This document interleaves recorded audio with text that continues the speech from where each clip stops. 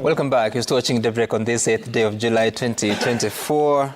We took a break, but the conversation didn't. It's been going on.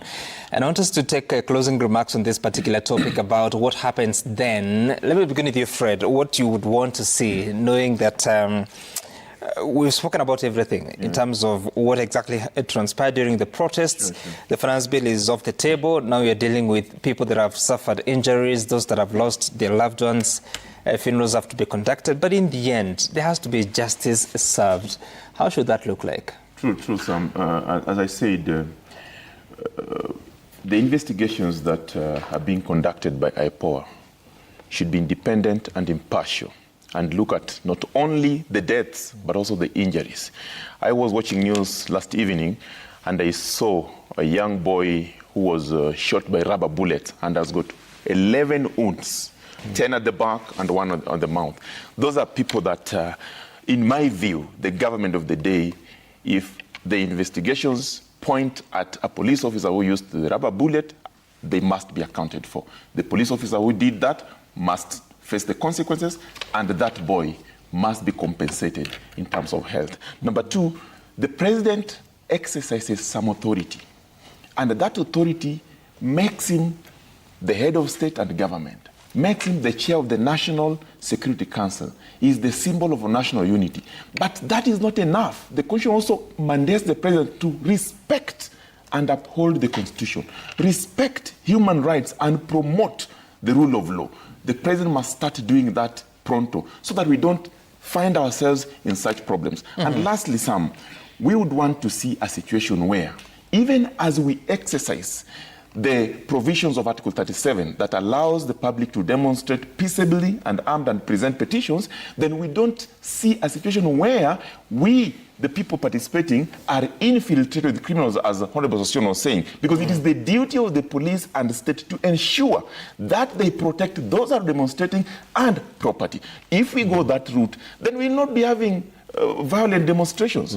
Because when somebody says that they were infiltrated, who infiltrated? Where were the police? What happened to the national intelligence information at that time that they knew that they were infiltrated? Did they realize that infiltration happened after the problem? No. We want to see a situation where we have a working government. Could it be because of advice is not taken? We don't know. But those are learning lessons. All right, Mheshimiwa Sossion, so there has been a promise. CS Professor Kindiki was here, and he said that every death will be accounted for and justice served. There has been similar promises before, most never honored. This one, take it to the bank, it shall be honored. And the president has made that firm commitment that every death shall be accounted for and proper investigations conducted. And this is against the backdrop of the commitment of Kenya Kwanza administration to ensure that there are no extrajudicial killings, because such killings will point towards such. And therefore, that will be undertaken. And that's a firm commitment from government. And it is part of the wider protection of the promotion of human rights and democracy as provided for in SB number 16. And that's a commitment of this government. So the report on every death as committed by the government shall be undertaken. It doesn't matter the number. If there are 45, if there are 100, every case must be accounted for. That's number 1. Number 2, those involved must take responsibility. If they are police officers, they love to take responsibility. The president has stated as such. And I would like to make a departure from Fred's statement that the president has certain powers. The president, on the day of his inauguration, gave the police the accounting powers. And the police is an independent constitutional commission, and they're free to work so how within, do you ensure that within the law. And therefore, with that independence comes with responsibility. And those who have operated outside that provision will have to take responsibility. And that the president has stated very clearly. And then, so how do you ensure that responsibility is taken? Yeah, of course, through these investigations, those who acted in excess will have to They'll have to take personal responsibility. As police officers, the IPOA are doing their work. Why was IPOA created? To investigate and to check on the excesses of the police. And the president is very clear about it. Okay. On the day of his inauguration, he gave the police independent and accounting powers so that they are able to work independently. Police it's not independent? like that. Yes, so? they are independent from the actions of the president. Of course, they are independent. And very lastly, from Ndishu's statement that I think he went a bit out of board to get very personal with the president, that the president doesn't listen.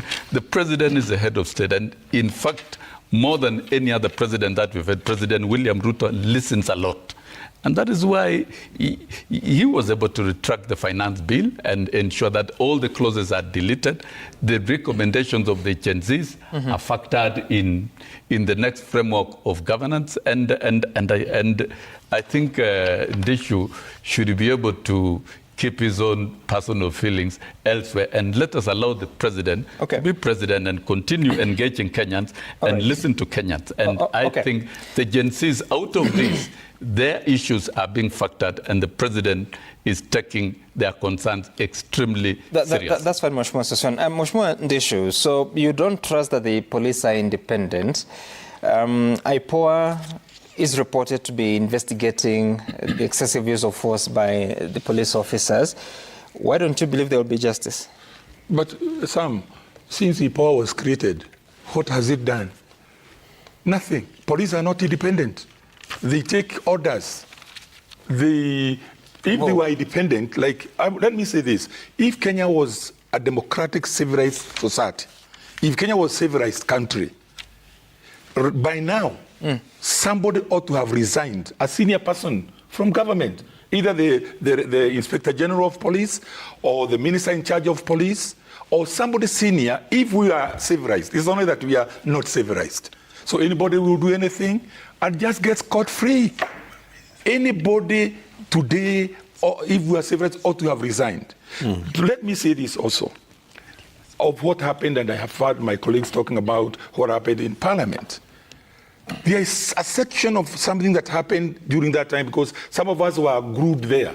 There was a time the police withdrew from the streets, from Parliament, and this is when now goons came in. And it is also suspected that they were state-sponsored goons. I have been a member of Parliament for 10 years. Parliament is not a place you can just enter. So who gave that leeway for that moment to be no security, for somebody to enter Parliament and go and lit a fire at the end of the Parliament, to go inside the kitchen and... I saw the fence was brought down. But now, where were the police? We saw many police with lorries and Land Rovers and all over there. But that particular moment when Parliament was invaded, there was nobody. There was no police at all. No, let me finish. They were not there. Otherwise, that's how many people entered. We saw the member, my friend Bishop Koske, being wheeled out of Parliament by the demonstrators from inside Parliament. There was no police at all. Let me finish, Sam. I am very, very particular, and my friend is talking about me, and we are friends, by the way, with Honorable Ruto. But I'm saying this, that the talk in town is that even those who are called infiltrators, those who are called goons that infiltrated the peaceful Genesis protest, were paid goons by state. Because yesterday was a good demonstration. There was a display of tranquility, stability, and peace at Uhuru Park. They started their game, and they started very well up to the end of it. Why? Because there was no government interference, either through the police or sponsored goons, to go and destroy a peaceful demonstration. All right. So we cannot be convinced, Sam. Okay. Let me finish. As Kenyans, let me finish. My friend, you did. Don't worry. It's not interfering. No, I'm saying this, that Kenyans are bitter, that our country, 60 years after independence, we are going through what we are going through. And let me say this also as a final word. And I'm asking this to Mr. Irongo, a question that I asked when we were on break. Is the human rights organization or any other person deciding to go to The Hague and take this government so that it can answer those questions. Why did 40 innocent Kenyans killed? Why? Somebody should answer that. You know, Wandishu, you've exhausted your 1.5 minutes, but that's the question I wanted you to respond to, because if you're telling us that you need to go to The Hague, yet you have a constitution, we have constitutional bodies, we have institutions that are supposed to be investigating and also now taking it to the courts, why can't we empower those institutions? We have this constitution, Ms. Sam. Yeah. And this constitution, we can quote it from first to the last page. How many constitutional provisions have been ignored today? How many things that are here in the Constitution? Why not push for execution of those provisions? That is why we have a problem with our government, because one does not respect this Constitution. Let me finish. The President lifted the Bible, laid his hand on the Constitution, and pledged to protect this Constitution. The things that are happening today that have been the constitutional breakages. And transgressions in this document makes Kenyans not to believe either the police or the judiciary, and that is why maybe, like the last time, we went to The Hague. Because here we can't get justice. Well, that time we didn't have a new constitution. Now, the president said that equally to the many others who are injured and recuperating, we wish them all a quick recovery. The government of Kenya will support all those affected. And I know you have something to say, but it's in the next conversation. Irungu, tell me, when you listen to the president saying this, because it's him that read this statement, what should this support look like if justice is to be seen? Yeah.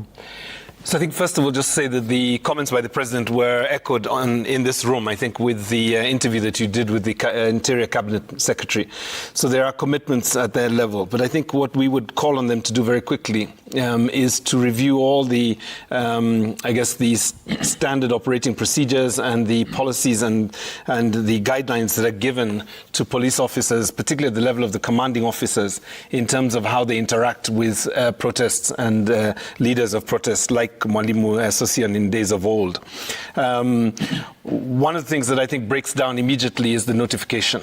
We have seen commanding officers from police stations refuse to take notifications, and that is a requirement under the law. The second thing is there are no pre-meetings between marshals, the people who manage the protests, and the officers on the ground. Where that happens, we have tended to see the protests go well. And I have done this personally with a number of Amnesty colleagues. We go and see the OCS, we explain the route, we explain the time, we explain what the petition is about, and we also make contact with the government office that we want to present the petition.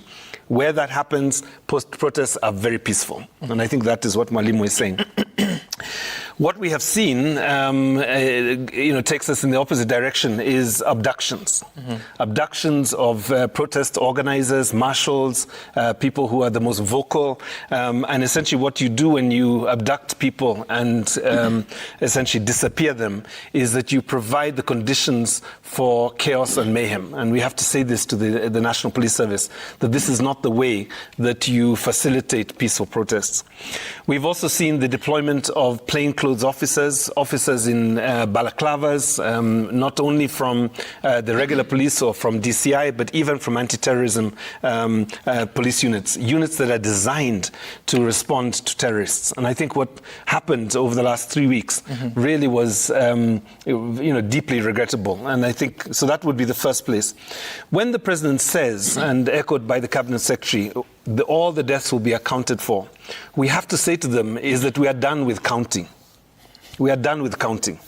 We know that 41 lives have been lost. We are still investigating Githurai and other places like that to see what is happening. And we hope that IPOA continues to do the investigations required to either prove or disprove the serious concerns that many people may have died in Githurai, or to confirm, to allay the fears of the nation that actually people did not die in Githurai. But I think it's important to say that we are done with counting. What the government could do right now, they could assist all the families to do proper postmortems, make sure that the postmortems have integrity and that information is passed to the Independent Policing Oversight Authority. As Amnesty International, we believe in the domestic structures for accountability. We believe in IPOA. We believe in the Kenya National Commission. We believe in our courts. Many of these things, many of these structures were not there during the time of 2008, and therefore we have to breathe life into these institutions. We saw the cabinet secretary, one cabinet secretary, offering compensation to a police inspector who tragically lost both his arms handling a tear gas canister very early in the protest. We have not seen a single cabinet secretary meet with any of the victims' families and offer their condolences, offer compensation. I think that police officer was given 1 million shillings, at least that's what we were told by the press. We've not seen anything like that. The question we have to ask: is the government a government for all Kenyans or just for those who serve in uniform? And I think that is the challenge back to governments. I think also for many of the victims' families, unless we see arrests and prosecutions of officers that dishonored their uniform at this time, then we will not take this accounting for seriously. And lastly, I think we have to see cooperation with the IPOA and Kenya National Commission for Human Rights. What we've been told is that actually the police do not cooperate with these institutions. They do not provide the weapons that were used to kill protesters, even in self-defense. Those weapons are not handed over to the Independent Policing Oversight Authority.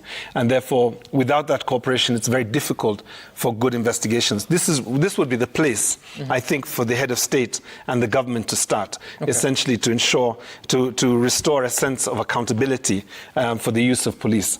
My thoughts today are with somebody by the name of Denzel Omondi and his family. Denzel Omondi was a future quantity surveyor.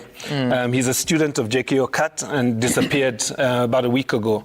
He unfortunately has just been found in a quarry, dead, and his family basically had called for his return because it was suspected that he was actually abducted about a week ago. Unfortunately, he has now shown up in a quarry. The question we need to ask: is he the only one, or there are others? Okay. Deep questions there. Mheshimiwa Sosion, 30 seconds. Yeah, thank you. One, I agree. There's the institutions that are responsible for investigation, whether human rights, IPOA, and government, they must all team up together and account for every death that are around these issues. And number two, it is wrong. It's good when we come to the media houses, we speak the truth to Kenyans. When Mheshimiwa said that the government hired goons and planted in the demonstrations, I think that is a wrong allegation. And did the government plan to ban the Supreme Court, the county government's office, parliament? I think that is a wrong allegation. And there's already a detailed report that indeed other interests sponsored these syndicate groups, and government will have no interest whatsoever in sponsoring goons to ban parliament. The invasion of parliament, we cannot say it is the police that allowed. Those of us who were there, the media were there. And when you have such a huge group pulling down a fence and searching into parliament, and the police were there, you could not expect the police to shoot at the citizens. In fact, the police exercised a lot of restraint and retreated. And therefore, when the police also do a good job, because the police are our own citizens, their own children, they are doing their work, why should we make their work very difficult? All right. So I think it is good Now, we speak facts. When my name has been This is what I was trying to avoid. Yes, but my name has been touched. And He's responding to what you said. We speak just the leave it at truth that, and we because- set the record Unless you unfair straight. to me, Sam. The police Honorable did their Sosion, best. it is clear that the two of you do not agree on what transpired at Parliament on But let me specific clear my issues. name just a second. Sorry, you will do that after we transition.